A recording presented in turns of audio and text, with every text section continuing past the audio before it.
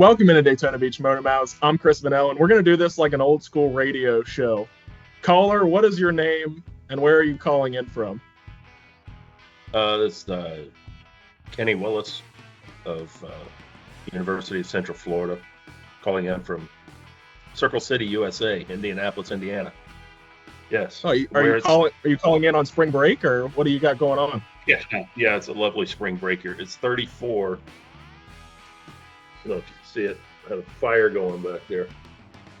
A balmy 34 degrees here at America's Crossroads today. So lovely. I was going to say I only do that to you because to let the people know why you have the fireplace running in April, and why you've got that cough going on, and why we may or may not have a show and tell. Although I was told it may still be done. So you want to get it over with? What did you say? You want to get it over with? Show and tell? Yeah, why not? Why not? I didn't come prepared leaving town. I was not prepared. But I dug through the cabinets here, and I did find a hotshot little beer mug from Indianapolis Motor Speedway. Indy 500 plastic beer cup. These are suitable to take home and reuse. So that's all I had. That's all I had. I do have my Speedway shirt on here back home, representing a little bit. And my souvenir cap from the Lodge Iron Skillet Museum in South Pittsburgh, Tennessee, just outside Chattanooga. Believe me, it's worth it. It is one of the best little roadside stops you'll make in the middle of nowhere, especially if you like iron skillets. And they got a great restaurant. So take that for what it's worth. Travel tips. You get it all here. Is that what you hit on the way up? Yeah, we've done it twice. This time we did it just to eat at the restaurant. We ate, and the souvenir shop, it's like a Lodge skillet store. Lodge, not large, but it's pretty large too. They have a flawed section where the plant's right next door. So when stuff comes off a little nicked, a little defected in some minor way that you can't see, they got really good deals over there. So I always see something I want. Nothing I need, but something I want. So this time I think I held it down to the hat. I can't even believe that you not only found a show and tell, but you kept it pretty much on brand. I mean, it's not NASCAR necessarily, right? But you're close enough. You're adjacent. You go to the infield of any NASCAR race where there's a lot of camping going on, you're going to find yourself a Lodge cast iron skillet more often than not, probably. It all comes together. It all comes together. And we also mentioned that Ken is in Indianapolis because if our Wi-Fi kicks out, you may see some abrupt cuts that we got to just splice together in this video. So that's what that just was, if you noticed it. We're turning our attention to Martinsville and Denny Hamlin. He dominated last weekend. He led 274 of the 400 laps, gets his first win of the year, gets his first win in about a year, and his first win at Martinsville in almost a decade to the day. Yeah.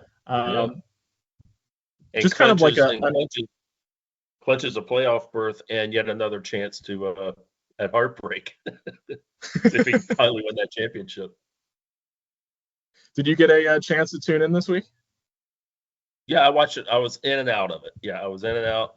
Definitely saw the end of it and said, "Wow, when is that yellow flag going to fly to tighten this thing up?" And it never did. So yeah, that was quite an impressive show to take off and run and hide like he did. Yeah, just kind of old school domination. He leads that entire last stage. He wins stage 2. There's not much about that race that we learned other than Denny was the best driver on the track on Sunday. Yeah. Yeah, winning by 4 seconds or so at a track like Martinsville today in 2025, or practically any time in the 21st century, is sort of the equivalent of Richard Petty winning it by 2 or 3 laps back in the late 60s. That's a pretty that's pretty much that was a whoopin, I guess you could say. Yeah. Did anyone else stand around out? Again? I got to sit still. I move when I'm still standing. I'm still sold on the standing at this, but I got to quit. I'm bobbing and weaving. I'm doing look like Ken Norton again. Did anyone else stand out to you on Sunday? Whether it be No, I'm still worried. I'm definitely worried now about Ty Gibbs and Brad Keselowski because we're 7 races in, and of the 35 drivers who have started all 7 races, they're like 30th and 31st in the standings of those guys. And frankly, they're 30 and 31st in the standings total. So yeah, that's not good. I mean, they're finishing 20th thereabouts every week, and not in, they're not out there driving ox carts for Pete's sake. So yeah, I'm a little worried about those 2 guys, but you assume things will get better. Keselowski won this race last year. He won the spring race at Darlington. It wasn't the same time of year. It was a little bit later, I believe. But he's got to. If you look at recent records in the next gen era at Darlington, Brad's somewhere in the top 3 or so average finish. He didn't just have the win. He's had like 3 or 4 top 5s or 10s or something. I don't know. I can't remember what I saw, but he's good there. I mean, the veterans tend to know how to drive Darlington better than most others, and because there's some quirks to it, and it changes as the race goes on. But if he can't get it together this week, I don't know what they're going to do there. They're going to have to bring in a new offensive coordinator or something. Well, you jinxed Ty Gibbs, but I don't know what's behind Brad Keselowski's struggle. Do you have any guess or educated opinion there? No, I'm not smart enough to know what it is, but I do know that I've seen these trends before, and there's something is amiss. They're not figuring out some part of there's a whole Rubik's cube that has to be right for everything to go right, from tires to the wedge to this to that, just the little things, the little wiggle room that there still is in these cars for maneuvering on the mechanical side. And if you can't find it, sometimes it's like a bird nested fishing reel. As you try to fix it, you're just making it worse. And that happens. You see it happen.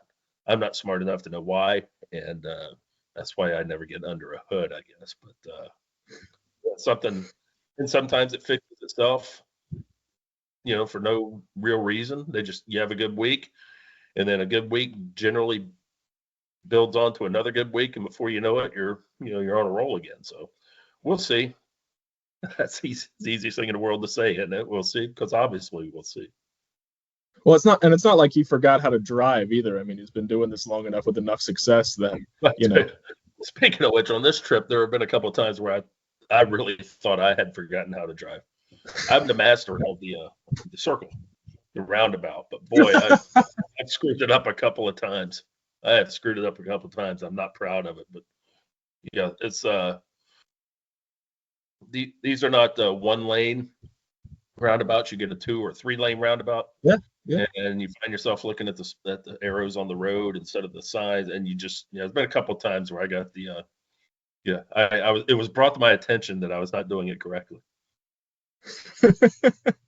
Not many of those in the Daytona Beach area, but yeah, you get up near Indianapolis and they are all over the place. They got more of those, it seems like. Carmel's ugly with roundabouts. Yeah, and you. And again, once you screw up once, it gets in your head. I've never had an issue with them. I've always been fine with them. But once you screw up once, then it's in your head, and you're never the same. Kind of like Martinsville. It feels like a little short track you got on there. Just real nice and easy around those corners. Hug the line.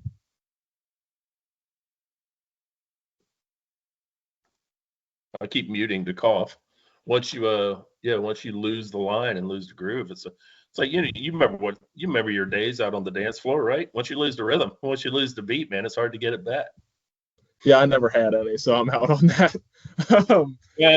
Conveniently, an all boys high school for you, so it was convenient that you had no rhythm. Right. Yeah, absolutely. One last thing I want to ask you before I let you get out of here and go take some ibuprofen or whatever. NASCAR commissioner Steve Phelps, who was the NASCAR president, is now elevated into this, what they're saying is a new role as NASCAR commissioner. You wrote yesterday about how it's not exactly new. What does this all mean for NASCAR?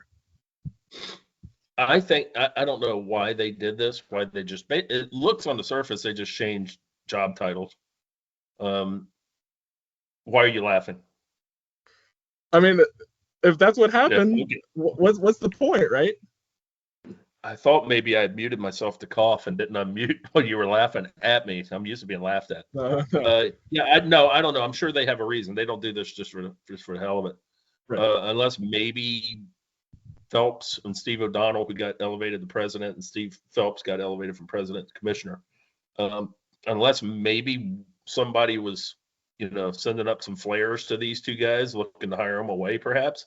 And they said, okay, here's what we're going to do. We're going to give you new job titles and bump your pay. That's just me spitballing here, but I don't know why they did it. NASCAR always had a figurehead commissioner who was there basically just to hear final appeals if it ever got that far, when drivers or teams appealed penalties, and it rarely happened. It did occasionally. Hold on. And I'm back. I think I'm back. Yes, yeah, you're back. So it looks like nothing's going to change. Phelps is still in charge of the sport as a whole, trying to grow the sport, as they say. Where O'Donnell will be in charge of the weekly process of what's going on, and that includes the IMSA series, the sports car arm of NASCAR. So nothing for us, nothing will change. But they did it for some organizational reason, and one day maybe we'll find out. All right, Ken, I'm going to let you go sit next to the fireplace because obviously you need it, right? I can't make you keep talking. All I need is a smoking jacket, a pipe, a pouch of Borkum Riff, and a good novel that I pretend to read, and I'll be all better. I'm sure you can find that somewhere. That's next week's show and tell. That's Ken Willis. I'm Chris Vinel. This has been Daytona Beach Motor Mouths, and we will see you next week.